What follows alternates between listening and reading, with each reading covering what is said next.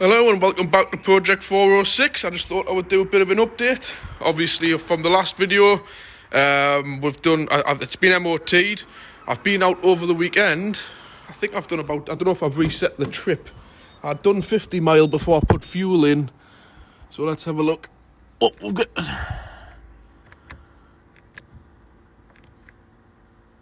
I must have done 400 miles, but there we go, 180 plus. Yeah, so over 200 miles I've done over the weekend. Did a long trip. Few little issues out with it, which I was probably aware of. What I did was, I reconnected back up the swirl flaps, which I showed on my previous video, this pipe. I'll just grab a light. And as you can see down there, it's tied back up again. I've just tied it out the way. Because what the problem was, which I'm aware of on these, the little capsule for the vacuum, it's like a little solenoid. There's a little diaphragm in it, which I believe are faults on these where it leaks vacuum out, which creates overboost or underboost, generally overboost on these. So for now, it's tied up, it's put away. Yes, I know it can give you a slight little bit of delay for turbo lag and low down revs. But remember, this is a scrap value car. I don't even want to know. I think they're probably all 30 quid or more from Peugeot, but it looks like a bit of a pain to get to down there. So I haven't yet driven the car, but I'll see what it's like. If it's absolutely horrendous, I'll consider doing it. But I've deactivated swirl flaps on loads of cars, on the BMW 3-litre diesels, the 1.9 Fiat engine that's in all the Vauxhalls, and half the time there's absolutely no difference. And obviously now that pipe's off, they're sealed back up again, the car will run fine. I must admit, there was a couple of times the engine management light came on when I was going up gradual inclines, and it went into limp mode, but you just had to quickly cycle the key on and off and it was fine. So it didn't create any issues. Probably to somebody not mechanically minded, they would have panicked, but I kind of knew what to expect. There was one pending code. Obviously, like I've mentioned, I deactivated the EGR valve. The light did... The only thing is, the light, there was two codes. There was obviously for this, which I know would cause the limp mode, overboosting. But the EGR one, I am expecting, again, if I drive the car another like long journey, I am expecting the light to come on occasionally, but I know that because that's something I've done. So really, I'm just going to ignore it. What I'm believing is it was coming up as a pending code. So what I'm probably thinking is we're doing this to the EGR, it won't actually trigger the light in the car. It'll just be classed as a pending code, where this one, since the fact they put it into limp mode because it was overboosting, that puts the light on. So we'll see. If it does keep putting the light on every now and again, I have a cheap scanner at home, I'll just knock it off. Or to be quite honest, I'm not bothered. The light can stay on the dashboard, it doesn't really bother us, because I know it's something that I've done, not something that's wrong with the car. And I must admit, since doing that, the car drives brilliant. And we'll see what it's like now that the swirl flaps aren't working. But I'm certainly not going to go throwing money into this car and spending too much time doing what our class is wasted time things, unless it's absolutely horrendous to drive now the swirl flaps aren't working, which I don't think it will be. Then we'll consider it. But anyways, things what I'm going to do on it today. What happened was, when I was driving, I had to brake heavy. I had all the brake pads out and actually cleaned them up and adjusted them. But what I did notice, that cheap brake pads that's in this car, and one of the wires had been slightly catching the on these, believe it or not, even top end 50, 60,000 pound cars, you only have wear sensors generally on one pad out of 4, but on these you've got one for every single one. Those of you off the Peugeot Owners Club, you'll know that. But one of these wires have been rubbing on the disc. So what I tend to find is when you're braking, when you're putting your foot on the brake, in fact, it might even do it. We'll see if it'll do it. I don't think it will, because I will have to have the car running. Let's see if it does. There's a little light. Let's have a look. Nah. What it is, obviously, you'll know there's a little brake warning light. You know what it is? It doesn't even come up. Let's have a look. We'll start it up. See if it does. Nah, it's only when you... It must only be when you're moving. But what it is, when you're braking, the little low pad warning light, 'cause it must be catching a disc or something, the wire, or it's been damaged. But the thing is, they're cheap pads anyway, and I didn't like them. I was going to change the discs as well, but then we're turning I think they were £17, a £17 job into like, to get 2 discs, you're looking at like probably £60 or £70 to get the stuff I use. And by the way, anybody who's into your cars and stuff, I highly recommend these Peugeot brakes. I've been using these for 5-6 years plus, and I think I've only had one job where I've had to do a warranty job on. The pads, I mean, now new Audis and stuff leaving the factory with these like Brembo brakes and everything. Believe it or not, they're made by Peugeot. They've got Peugeot written on them. You go to a dealership and you buy pads, and half of them now are coming as Peugeot. But main thing is I'll show better when I strip it down, is the compound on these are lovely and soft. And with the pads that were on, when I had them out to clean them the other day, if you tap both of them together, it's like hitting metal against metal. They're absolutely brick hard. And that's the problem with cheap pads. Yes, they'll last forever because they're solid, but they're absolutely rubbish for when it comes to stopping you. So I'm doing this for 2 reasons. Like I've mentioned, the wear sensors, I've got a bit of an issue with them, and with these you can't actually change them, I don't believe, but for the sake of 17 quid for premium pads, I'm just going to stick them on. So I'm doing it for that reason. And second of all, the stopping ability on the car isn't that great, and I know for a fact it's because of the cheap pads, because these do actually normally have alright brakes. So we're doing that. Again, thanks to Duncan, who sent us the springs and the strut top mounts for the car. He sent us these little chrome caps for the wheel nuts, which I'll probably do with it since it's on the lift. It's easier. I'll see how they clip on, because I do like these things, but I'll have to make sure I keep the key in the car, because if you break down at the side of the road, these wheel cap covers can cause you some serious problems. So I'm going to see how easy they come on and off with that special adapter he's given us, and I'll stick them on. What else was I going to do again? Oh yes, I was going to change the oil. Don't quote us on this filter. I know it says Audi. It's just on its way. It's coming. I've just put that there to remind us. I'm going to do an oil and filter change, but as you can see, the filter on it's pretty new anyway. But I'll do that. What else was I going to do? Yeah, the pads, put them on. And like I said, just want to have a little, like a walk around the car. I mean, again, it's serving its use. It's a flipping 40-50 inch telly on the back seat there. No bother, the door's open.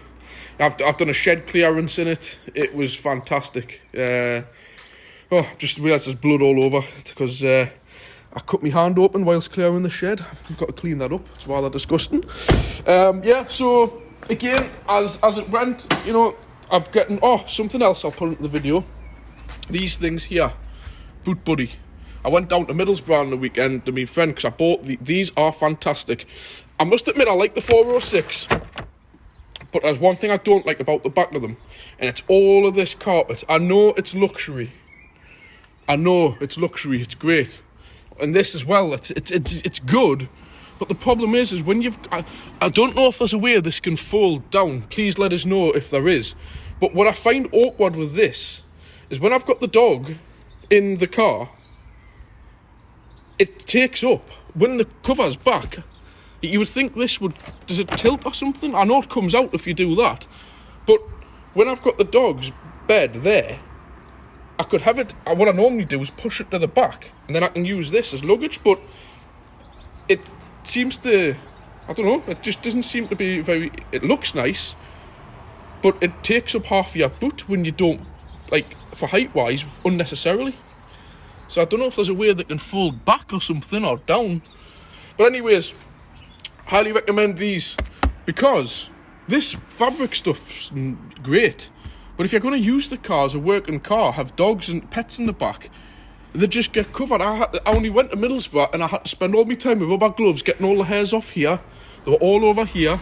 They were all over there. All over there. As you can imagine, up the back seats. So what I've done now is I've put a protective thing on the back of the seats.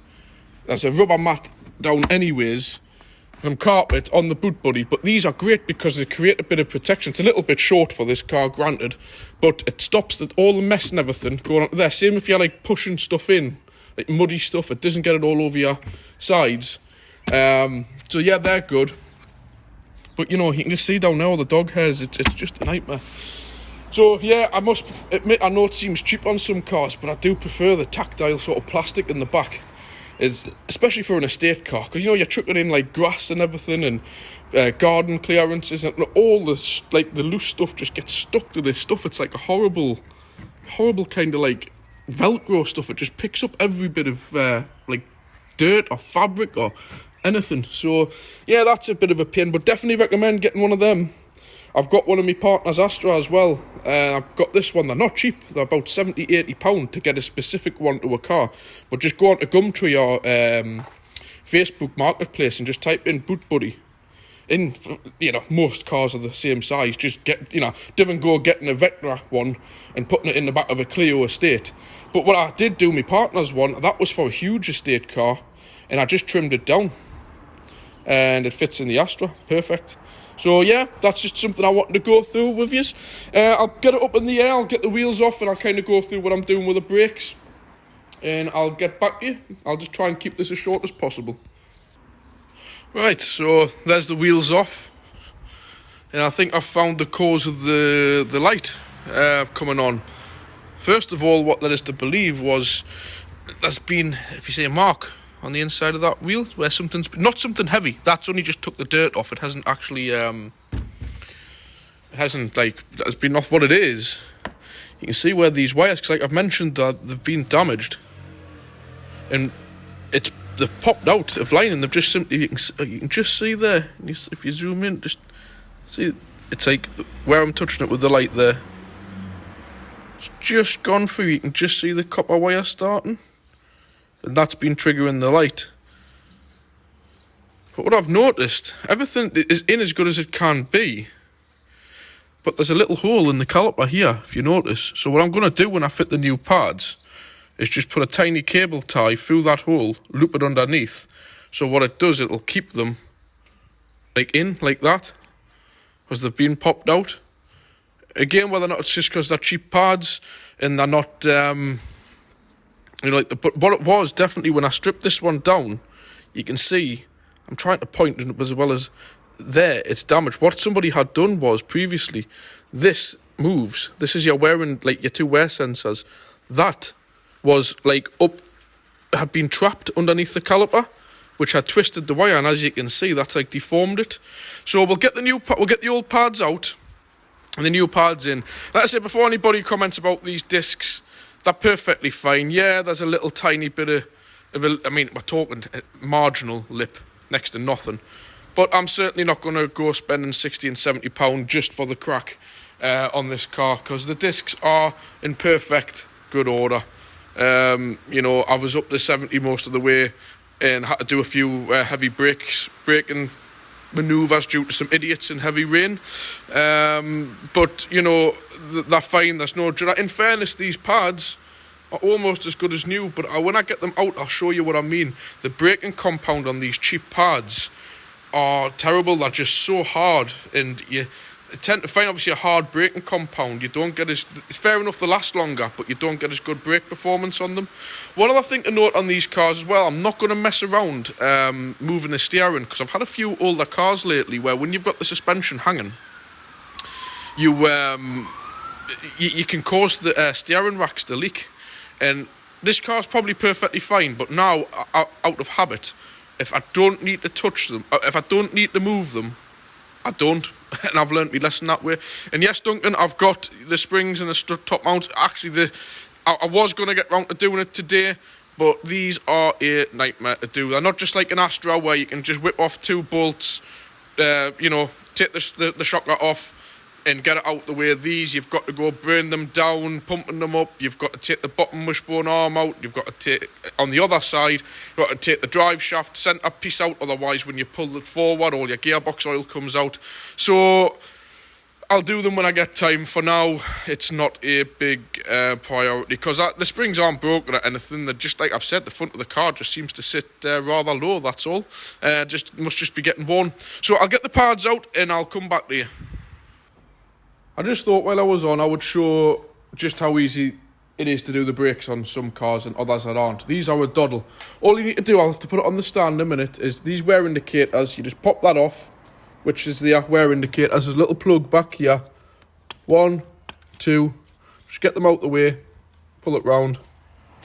Just let them hang. Then you need a 13mm at the back, which is here. You only need to take the bottom one off, lift it up, pads out. So I'll just put it onto here. It might not be at a very good angle, but it's as best as I can do. All you need, like I say, is a 13mm. Highly recommend these Milwaukee tools. You don't put them on full power or anything like that. You just put it on a low power. Simply put it on the back. Easy as that. You get replacement ones of these with your new pads. Just put that out the way. Lift the caliper up. Take the wires out from underneath. Doesn't matter because the pads are going in the bin. As you can see, these pads are literally falling out because I had them out the other day when I cleaned them. And what you need to do is, as well as the pads, when you get your new ones, I'll go and show you what I've got. You need some ceramic brake grease, and you just smear a little bit of that on the areas of the pad where it comes into contact with the piston or the caliper carrier. But what it is with these, I hope I'm in line with the camera here, is there's not a great deal of difference. If you hit the two bits of metal together on the back of the pad plates to the actual pads, they are absolutely brick hard, which is terrible for braking. So what you've got is the these are the replacement ones, the Peugeot ones, and as you can see, these are a lot softer when you hit them. I'm obviously going to hit them hard because I'm going to change them, but these are a lot better. So just to show you what you need to do, as you can see there, you need to push the piston back, get a G-clamp or something through the centre, keep it central, and these little slides, make sure that they are free. Again, all this has been done. I feel a bit stupid doing this when it's been done, but I'm just kind of showing the top one as well. That can pull out. I'll just use this one as a demonstration. I'll pull it out. I'll just try it. It's a bit difficult with one hand. I'll pull the rubber off. Like that. And there, you just coat them with some kind of ceramic grease, silicone grease. Doesn't really matter. I've got a few different ones like I've showed you. You've got this, which is a special like ceramic brake grease as well, silicone grease, and there is some rubber grease somewhere. You can use rubber grease, even use ceramic grease, I suppose, but this stuff's really good, which I've started to use for putting on the back plates on them. So it's the same process. When you put them back in, you can put a little bit of grease on these contact areas, the ceramic grease, and onto there. Same with them, make sure they're freed off. And then it's just the same in reversal to put it back together. So I'll come back to you when I've got them built up. Well, that's the new pads fitted. I'll just quickly go around and show what I've done. So as you can see, I've put two ties on. I've tied the wires together there. And that little hole which I mentioned in the caliper, they're tied up there now. So now they're nice and flush with the caliper. They won't stick out and catch the wheel. But like I said, they're just a generally better pad. So as you can see, I've put that ceramic grease on.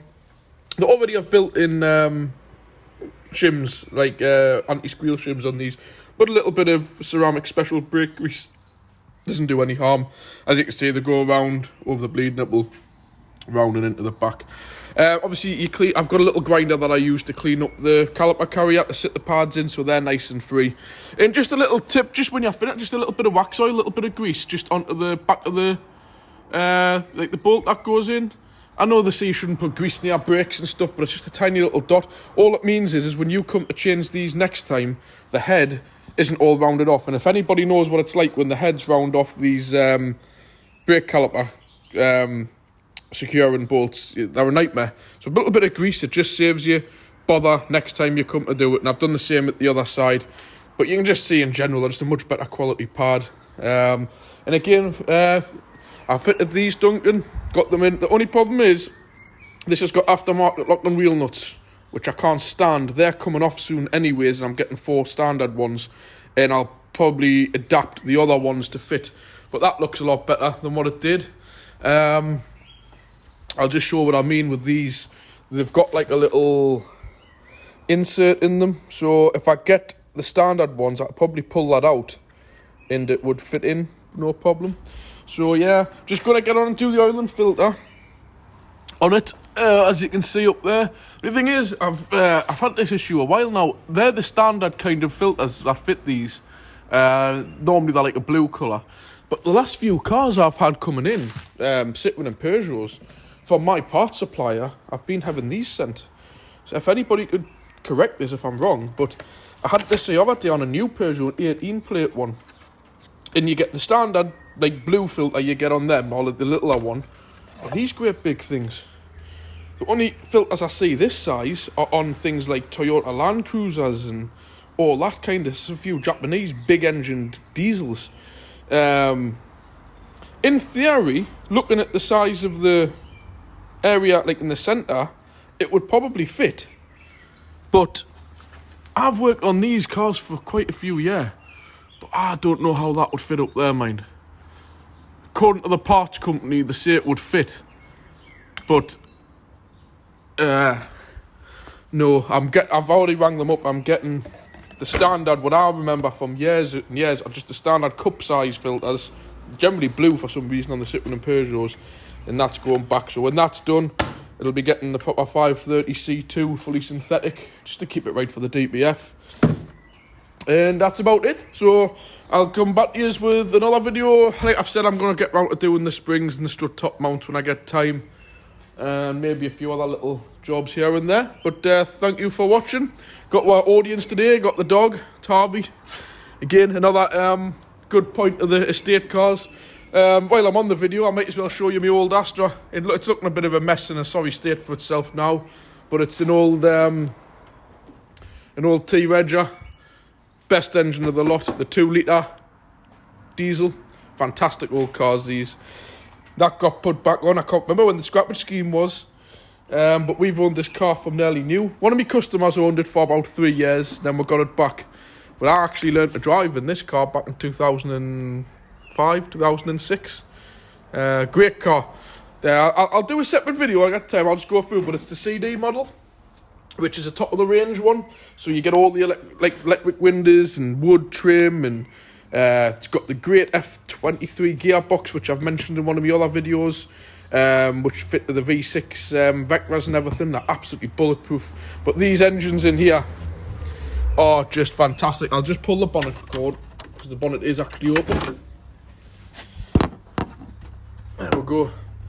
Great old engines, if anybody ever remembers them. They're known as a DTI. This is a DI because it hasn't got an intercooler. They're nothing fast, but they run forever. Timing chains never go. Turbos, you have the odd bit problem with them. And the little module on top of the rotary fuel pump, because you see these aren't common rail. They're like an electronic rotary fuel pump. So yeah, this is my old girl at the moment. She hasn't been on the road for the last 3 or 4 years. The arches are in a hell of a sorry state. She's just literally all it gets used for is the 6-foot dog cage in the back. And obviously with my workshop, it's not very big, so I can't have the dog running round. There's nowhere to put a cage. So simply the car comes out and it'll get parked over there on a nice day. Or like today where I'm not that busy, just keep the car in. So, you know, just shows you even when a car's off the road. This car though, check the MOT history anyways, it'll tell you when the MOT ran out. That was the last time it was on the road. This is run on red diesel, and it's been stop, start. It's got to be easily 3 years now. Every single day, stop, start. The odd time it needs the battery charged, and do you know what it is? It still runs sweet as a nut. Just shows you how good the old stuff is. So yeah, I'll get back to you on the next video. Thank you for watching. I'll catch you next time. Like, subscribe, comment if you like it, and share it to your friends if if they like this kind of stuff. So thanks. Bye.